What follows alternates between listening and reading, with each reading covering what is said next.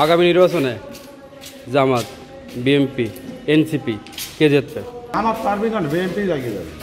ওকে, মনে করেন যে এই পার্টি কমিশন পার্টি একটা করে, ওই চরমাল্লা একটা করে, একজন একটা করে, ওরা যদি একতা হয় তাহলে বিএনপি পাবে। তাহলে জামাত পারবে? হ্যাঁ, জামাত।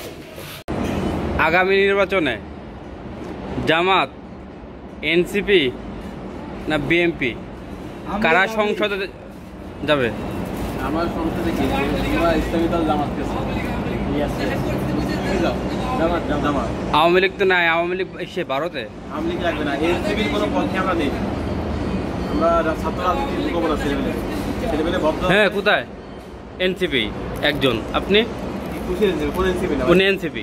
আমরা হলো জামাত। ইয়েস, জামাত জামাত।